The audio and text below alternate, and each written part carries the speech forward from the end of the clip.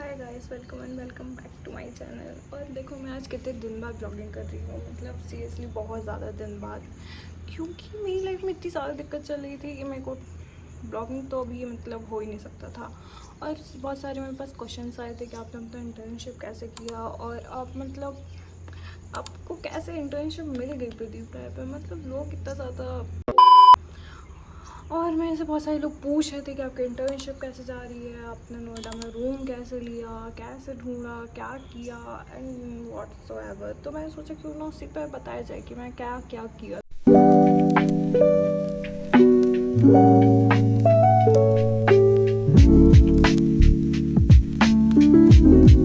तो देखो, सबसे पहले तो मेरे पास उनका जो ऑफिशियल जीमेल था, उन पर मैंने उनको जीमेल किया, अपना सीवी भेजा और उन्होंने वो एक्सेप्ट कर लिया। पता नहीं क्यों इस अच्छा वो नहीं करते। उसमें को फिर ऑप्शन आया कि उनके दो ऑफिस, एक तो बॉम्बे में और एक नोएडा में। तो बॉम्बे तो पॉसिबल ही नहीं था, बट हाँ नोएडा था, क्योंकि वो ज़्यादा दूर नहीं था, वो दिल्ली से बहुत ज़्यादा पास में है और मतलब बहुत उसका वहाँ का ट्रांसपोर्टेशन भी थोड़ा ईजी वहाँ तक जाना हमारे घर से। बट स्टिल हम जब रात में ट्रेन में बैठे थे तब सुबह जाके पहुंच पाते थे, तो वो भी मेरे लिए थोड़ा डिफ़िकल्ट ही था। बट मेरे को नहीं पता था कि इतना ज़्यादा डिफ़िकल्ट होगा। मेरे को लगा था कि नॉर्मली इंटर्नशिप होगा मेरा जैसे सबका होता है, बट वैसे तो कुछ हुआ ही नहीं, सब एकदम अलग हो गया, एकदम अनएक्सपेक्टेड। और तुम तो जानते ही हो कि मेरी लाइफ में जब तक कुछ अलग ना हो या कुछ ना हो, जब तक मेरी लाइफ चलता ही नहीं है। तो बस पहले मैंने फॉर्म भरा, फिर उसके बाद फिर मैं हम लोग मतलब जब कॉलेज डेज चल रहे थे, जब एग्ज़ाम चल रहे थे, उस टाइम पे मेरे दोस्तों ने जो मतलब मेरे साथ इंटर्नशिप कर रहे थे, उन्होंने गूगल पे सर्च किया था पीजी वगैरह। तो फिर हमने वो पीजी देखे और फिर हम लोग जब नोएडा गए तो उन्होंने फ़ोन वगैरह किया और फिर मतलब मैं उनसे अच्छे जान पहचान बाद में बन गया था, क्योंकि वो पांडे जी थे। मैक्सिमम एक रूम का दिए थे 7500। पहले कूलर में रहे, उसके बाद हम एसी में रहे और फिर बिल भी हो गया था। बिल तो पता नहीं दिया नहीं दिया है। इतनी मेहनत से हम लोग वो पीजी ढूंढे, उसमें रहे, और उस टाइम इतना ज़्यादा गर्मी था, इतना ज़्यादा गर्मी था कि कूलर तो हम लोग का काम ही नहीं करता था मतलब। और जब मौसम अच्छा हो गया, मतलब उन्होंने एसी लगवाया था जब आधा मतलब जून निकल गया था। और मतलब तुम ये देखो, इंटर्नशिप पे मैं गई हूँ, मतलब जब मेरा इंटर्नशिप का पहला दिन था, उसके पहले मैं अपना जो मेरा लाडू सराय में फ्लैट है, मैं हम वहाँ पे थे, क्योंकि माँ आई हुई थी तो वो हमको शॉपिंग वगैरह कराई थी, तो हम उनके साथ उस फ्लैट पे गए थे, थोड़ा रुके थे, टाइम स्पेंड किए थे, वो हमको और भी सामान दिलवाई थी। तो उनका इतना सारा खर्चा कराने के बाद हम जस्ट अगले दिन, जिस दिन मतलब उसी दिन हम जा रहे थे, क्योंकि अगले दिन हमारा इंटर्नशिप था, तो हम सोचे कि क्यों ना अब पीजी वापस चला जाए, क्योंकि सुबह से इंटर्नशिप पे जाना है तो फिर बहुत ज़्यादा मुश्किल होगा। और फिर हम उस दिन जब जा रहे थे तो रास्ते में अचानक से बहुत ज़्यादा बारिश हो गया। और तुमको पता कि मतलब दिमाग मेरा इतना ज़्यादा चलता है कि टैक्सी नहीं, कार नहीं, वो क्या होता है ई रिक्शा, वो भी नहीं। आई बुक द बाइक, मतलब रैपिडो बाइक।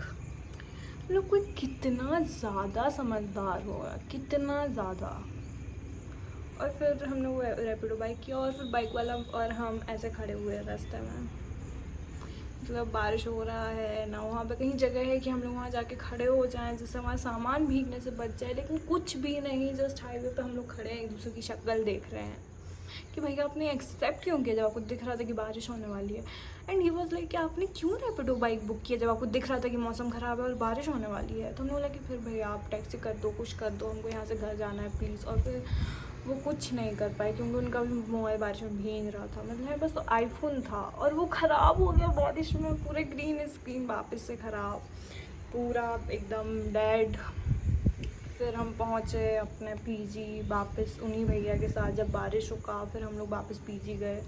हम अपने पीजी का रास्ता भूल गए कि हमको कहाँ से जाना था, फिर हम मैप पे डाले, मैप पे हम कुछ और ही डाल दिए, फिर हम कहीं और पहुँच गए, फिर हम वापस से सही लोकेशन डाले मैप पे, फिर हम पीजी पहुँचे हैं। और फिर वहाँ हम बैठ के अपना मोबाइल चालू करने का कोशिश करते हैं, उसको कहीं चावल में डाल रहे हैं, चावल में डाले तो उसके अंदर चावल चला गया, फिर हम उस चावल को निकाल रहे हैं कि ये चावल निकल जाए एटलीस्ट। और इतना ज़्यादा दिक्कत हो गया। फिर जो हमारे पीजी के ओनर थे, हम उनको फ़ोन किया कि भैया हमारा फ़ोन ख़राब हो गया, प्लीज़ इसको सही करवाने ले चलो। हमको नहीं पता, हमको जाना है, अभी जाना है, हमको ये फ़ोन अभी सही चाहिए, ऐसे वैसे बहुत ज़्यादा चिक हुआ। और फिर वो हमको कार से ले गए सही करवाने मोबाइल। और तुमको पता, फिर जब हम मोबाइल सही करवाने गए तो वो जो वहाँ पे भैया थे वो बोलते हैं आप कौन हो, आप कहाँ से आए हो, आप लॉ करने आए हो, ये वो, और वो हमसे 10 बातें कर रहे हैं और हम ऐसे कि भैया मोबाइल सही कर दो, जो सही करवाना है, बातें मत करो।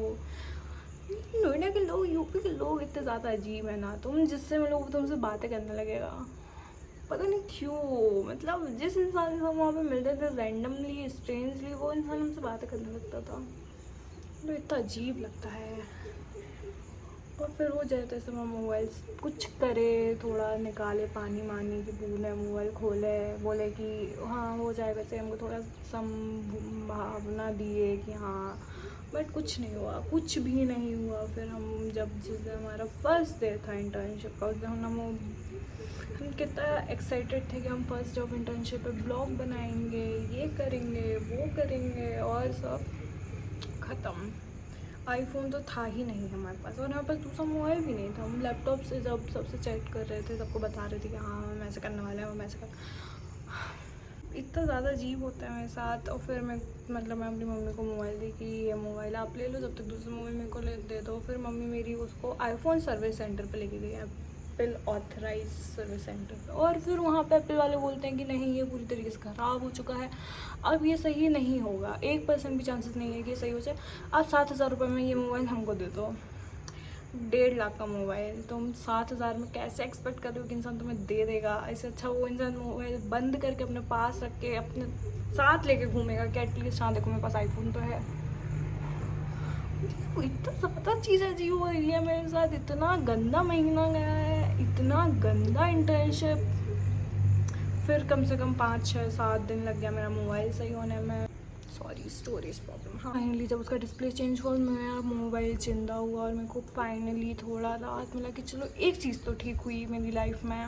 और फिर मेरे को मेरा मोबाइल वापस मिल गया, फिर ठीक चल रहा था सब। वहाँ पे काम मतलब तुमको प्रदीप राय क्या काम देता है? तुम लोग के मन में बहुत चीज़ें आती होंगी ना, एज अ लॉ स्टूडेंट कि प्रदीप राय के पास इंटर्नशिप करो, तुम इतने अच्छे वकील के अंदर में काम कर रहे हो तो तुमको बहुत सारे काम मिलता होगा, तुम सब सीख जाते होगे। ओह माय गॉड, नहीं ऐसा कुछ भी नहीं होता। तुमको सिर्फ केस लॉज मिलते हैं, मतलब केस लॉज पे केस लॉज, इतने केस लॉज मिलते हैं ना कि तुम बस तुम केस लॉस करते जाओ। प्रदीप राय को पता है, हम लोगों ने बस पहले दिन हम लोगों का इंट्रोडक्शन वगैरह लिया, और मतलब जो हम लोग उनका वो देख रहे थे जहाँ पे हम लोगों का मीटअप हुआ था से एडवोकेट्स और प्रदीप राय से, वो जगह भाई, वो जगह इतनी प्यारी थी, मतलब इतनी ज़्यादा अच्छी थी। पूरा ऐसा लग रहा था जैसे एकदम मूवी का सेटअप हो, इतना ज़्यादा मतलब एकदम मूवी जैसा वाइब आ रहा था। और तुमको पता हम उनके यूट्यूब्स पे देखे थे कि वो लोग ऐसे फेयरवेल वगैरह देते हैं, डांस वगैरह कराते हैं, और हम उसमें बहुत एक्साइटेड थे कि हाँ हमने टूटे पैर के साथ भी डांस कर लेंगे। बट ऐसा कुछ भी नहीं हुआ, कुछ भी नहीं हुआ ऐसा। मतलब तुम एक्सपेक्ट नहीं कर सकते। मैं वहाँ पे प्लास्टर वाले पैर में वहाँ बैठा हूँ, सोच रही कि हम कौन से गाने पर डांस करेंगे, तुम लोग मेरे साथ डांस करोगे। और मतलब हमको कोई दिक्कत नहीं है डांस करने में, लेकिन ऐसे कुछ हुआ ही नहीं। वो सब बहुत झूठ था। मतलब अगर तुम सब वीडियोस में से देख रहे हो कि ओ माय गॉड ऐसे तुमको फेयरवेल मिलेगा, कुछ होगा, नहीं, कुछ भी नहीं होगा। बस तुमको केस मिलेगा, तुम केस करते रहना। कम कोई वो मतलब ग्रुप बना देंगे, क्योंकि वहाँ बहुत ज़्यादा बच्चे थे, मतलब बहुत सारे बच्चे, तो वो सारे बच्चों को अलग अलग ग्रुप में डिवाइड कर देंगे। कभी किसी को कि कोर्ट भेज देंगे, कोई कोर्ट नहीं जाता था। मतलब हम लोग सीरियसली नहीं कोर्ट जाते थे। मतलब बहुत अगर कभी मन हो गया, मतलब एक ही बार गए थे, बस 1 या 2 बार गए थे, उसके बाद हम लोग कभी कोर्ट नहीं गए, क्योंकि कोर्ट में जाके इंसान क्या करेगा। हम लोग बस शक्ल देखते थे कोर्ट में जाके भी वकील की कि आप ही बता दो कोई काम, क्योंकि जिसके अंडर में हम इंटर्नशिप कर रहे हैं वो तो हमको कुछ बताता ही नहीं है कि इसके अलावा। तो बस यही इंटर्नशिप होता है और कुछ भी नहीं होता। कुछ अलग से वो तुमको नहीं सिखाएंगे, तुम पागल हो जाओगे 1 महीने वहाँ बैठे बैठे तुम इतना बोर हो जाओगे ना, तुम्हारा दिमाग काम करना बंद कर देगा कि तुमने क्या सोच के वहाँ इंटर्नशिप ली। अब ये इतना चल ही रहा था, मतलब थोड़े दिन ऑफिस जब हम गए 10-15 दिन, और लगभग 16 या 17 जून को एक बार पहले हम अपने रूम में गिर गए। पता नहीं कैसे, कूलर का हम लोग अंदर रखे थे, क्योंकि बाहर कूलर रखा था तो हमको लगा कि ये तो ठंडा नहीं दे रहा, अगर इसको अंदर रखेंगे तो शायद ठंडा ज़्यादा दे, और वो कूलर पानी छोड़ दिया। और हम बस वॉशरूम जाने उठे और हमारे पैर पानी में स्लिप होकर हम नीचे, और हमारा पूरा मतलब एकदम जो जॉइंट होता है ना पैर का, वहाँ पे पूरा नीला हो गया और नीचे पैर में भी थोड़ा स्क्रैच आ गया। तो फिर जब वो जूते पहन रहे थे तो बहुत लग रहा था। और उसके जस्ट 2 दिन बाद हम जीनों से स्लिप हो गए। और तुमको बिलीव नहीं होगा, हम जब स्लिप हुए इतना गंदा दर्द, रो रहे हैं हम बैठे, रात भर इतना रोए हैं ना। सुबह को मामा आने थे तो हमने सोचा कि अकेले हम क्या ही हॉस्पिटल जाएं। तो फिर हम वेट किए कि अब मामा आएंगे, मामा आएंगे, मामा आएंगे। मामा जब सुबह 5 बजे आए ना तो हम 5 बजे हॉस्पिटल गए हैं। फिर हॉस्पिटल गए, हॉस्पिटल वाले ने दर्द का इंजेक्शन लगाया। फिर जितना पैर में दर्द नहीं होता उतना उस दर्द के इंजेक्शन में हमको दर्द हो रहा था। हाय गाइस, तो फाइनली डॉक्टर ने एक अजीब सी पट्टी बांध दी और बोला कि एक्सरे करवाना 10 बजे के बाद आओ। और 800 रुपये की दवाई दी थी, पता नहीं क्यों। ये जो आजकल में रोज़ रोज़ हॉस्पिटल के चक्कर लगने लगे हैं ना, बहुत अजीब हो गया है। मतलब मैं जस्ट सोए भी नहीं हूँ बस और हॉस्पिटल। मतलब इतना गंदा लाइफ कैसे किसी का जा सकता है। बट हाँ, मेरा गया है सीरियसली। मैंने वहाँ पे इतना गंदा लाइफ किया है ना कि मत पूछो बस तुम लोग। इतना ज़्यादा ख़राब लग रहा था कि कहाँ आके फंस गए, बट कुछ भी नहीं कर सकते थे। फिर जब सुबह गए तो फिर बस पट्टी वगैरह किए। हॉस्पिटल में हम मर रहे थे, रो रहे थे। व्हील चेयर पे गए, वो सिक्योरिटी गार्ड हमको व्हील चेयर पे लेके आया। हम सिक्योरिटी गार्ड को बोलेंगे भैया फिर से मत गिराना, एक पैर टूट गया, एक और पैर टूटेगा ना, हम नहीं सह पाएंगे, हम मर जाएंगे। और फिर वहाँ पे एक्सरे करवाना था, लेकिन हम एक्सरे नहीं कर पाए क्योंकि हमारे मामा बोले कि बेटा संडे को एक्सरे वाला बंद रहता है। मतलब सीरियसली कुछ भी बोल दिए वो, और हम मान भी लिए कि ठीक है। फिर अगले दिन हम मंडे को गए, एक्सरे कराया, तब पता चला कि हाँ ठीक है, माइनर क्रैक है। तो वो मैम हमको जो वहाँ पे डॉक्टर थी, वो उसमें से एक सर जो थे वो बोले थे बेटा तुम इस प्लास्टिक करवा लो, तुमको मतलब देखो हड्डी माइनर क्रैक है, दिक्कत देगा चलने में। बट वो डॉक्टर बोले कि देखो तुम अगर मतलब चाहो तो इस पर नॉर्मली अगर तुम ये गर्म पट्टी लगा के घूम एकदम रेस्ट करोगी, बेड रेस्ट, तो उसमें भी ठीक हो जाएगा। बट बेड रेस्ट और हम मतलब पैर टूट गया तब तो और चलना है और घूमना है और यहाँ वहाँ। तो फिर हम जब अपने वापस, मम्मी ने बोला कि बेटा एक काम करो तुम, तो दिन बहुत ख़राब चल रहे, तुम वापस लौट के घर आ जाओ। हम मम्मी को बताया कि मम्मी देखो ऐसे ऐसे हो गया, आप बताओ क्या करना है। मम्मी बोलती तुम्हें काम करो, 4 दिन की छुट्टी लेके घर आ जाओ। और फिर हम घर आए। घर आके हम एक हफ्ते यहाँ रुके थे। उसके बाद हमने यहाँ पे मम्मी बोली कि जाओ तुम डॉक्टर को दिखा के आओ, जो मतलब हड्डियों का डॉक्टर नहीं होता और कुछ तो उसको बोलते हैं। हाँ, तो फिर मम्मी ने हमको उन पर दिखाया और उन्होंने प्लास्टर बांध के बोला बेटा ये माइनर क्रैक के साथ ऐसे मत घूमो, इस पर प्लास्टर बांध दो, नहीं ये तो मैं बाद में जाके बहुत दिक्कत देगा। और फिर हमको प्लास्टर बनवाना पड़ा, एक अजीब सा प्लास्टर जिस पर हमारी जो छोटी बहन है उसने उस पर ड्राइंग कर दी थी। और फिर उस ड्राइंग के साथ, उस प्लास्टिक के साथ हमको जनरली बहुत ज़्यादा घूमना पड़ा। और तुमको बिलीव नहीं होगा, हम उस प्लास्टर में पन्नी बांध के मतलब कहीं जाते थे। जैसे ही हमारा एक हफ़्ता हुआ हम वापस नोएडा चले गए, क्योंकि हम सोचे कि मतलब एक तो हम ये सोचे थे कि जब हमको सर्टिफिकेट मिल रहा होगा तो एटलीस्ट हम ऑफिस चले जाएंगे और ले लेंगे। और हम नहीं चाहते थे कि वहाँ बैकलॉग लगे, जो कि रिस्क नहीं लेते हैं। नोएडा चले जाते हैं, जाके सर से बात कर लेते हैं कि सर देखो, आँखों से देखो आपकी प्लास्टर लगा हुआ है, कोई झूठ नहीं बोल रहे हैं। और फिर जब हम जाके वहाँ बात ही नहीं की, ज़रूरत ही नहीं पड़ी, ऐसे व्हाट्सएप से बात करके मैनेज हो गया। सर बोले कि ठीक है आपको मिल जाएगा सर्टिफिकेट, ऐसे वैसे। और देखो हम तुमको एक बात बताते हैं, अगर तुम लोग प्रदीप ड्राइव में फॉर्म डाले हो अपना, और अगर उसमें लिखा आ रहा है कि ये भर गया है और अब आप मतलब जो सीट्स हैं वो फुल हो गई हैं, आप बाद में कभी कर लीजिएगा इंटर्नशिप, तो हम तुमको बताते हैं पर्सनली। हमने ऑफिस में मतलब हमारे एक दोस्त था, उसको इंटर्नशिप करना था। उसने जब फॉर्म भरा तो उसका यही आ रहा था कि seats are now reserved full. तो फिर हम ऑफिस में फ़ोन किए थे कि सर हमारे दोस्त है, उसको इंटर्नशिप करना है, लेकिन आप लोग उसको जीमेल ये की हो कि उसका सीट्स फुल है, ये वो। और तुम्हें बिलीव नहीं होगा, वो बोले हमको कि कोई बात नहीं आप उसको ले आइएगा, अब हो जाएगा मैनेज। और उसका वो मैनेज हो गया था, उसको सर्टिफिकेट भी मिल गया था लास्ट में। तो अगर उसमें दिखा रहा है कि सीट्स फुल हैं और तुम नहीं इंटर्नशिप कर सकते, तो ऐसा कुछ भी नहीं है, तुम चले जाओ, तुमको फिर वो सर्टिफिकेट दे देंगे। और हाँ, तुम वहाँ काम करोगे नहीं करोगे, तुम वहाँ केस लॉज उनको भेज रहे हो, उसकी ब्रीफ बना के, समरी बना के, अगर नहीं भी भेज रहे हो तब भी तुम्हें सर्टिफिकेट मिलेगा। तुम इंटर्नशिप पर जा रहे हो नहीं जा रहे हो, देखो वैसे तो तुम 4 छुट्टी ले सकते हो सिर्फ, बट अगर बाई चांस में गलती से ज़्यादा छुट्टी है तो तुम मेडिकल लगा के मैनेज कर सकते हो। बट प्रेफर करो कि तुम ऑनलाइन कर लो, क्योंकि वो तुम CV में ऐड कर सकते हो अपने सर्टिफिकेट में, और उसके अलावा तुम्हें बस तुम वहाँ कुछ नहीं तुम सीख पाओगे। अगर तुम सीख पाओगे तो सिर्फ केस ब्रीफ करना, केस समरी बनाना, और वो एक टाइम का इतना ज़्यादा बोरिंग लगता है, मतलब इतना ज़्यादा बोरिंग लगता है। कोई कैसे इतने केसेस दे सकता है, कैसे? वो हर 4 दिन में 10 केस भेज देते कि अब इनको ब्रीफ करो, इनकी PDF बना के भेजो, और बस कभी कभी तुमको बोल देंगे कि हफ्ते में 1-2 दिन तुम इस वाले कोर्ट चले जाओ, 30,000 चले जाओ, साकेत चले जाओ, पटियाला चले जाओ। वाइट हाउस में जो प्रदीप राय थे वो खुद ही बैठते थे, तो जब कोई बच्चा, मतलब जब कोई ग्रुप वाइट हाउस जाता था तो वहाँ पे बेचारे वो लोग फंस जाते थे, क्योंकि वो सर उनसे फिर पूछते थे कि ये कैसे है, वो कैसे है, पूरा उनका इंटरव्यू लेने लगते थे। तो बहुत सारा दिक्कत है, बहुत सारा। और तुम्हारा रहने का, खाने का अलग ही खर्चा है।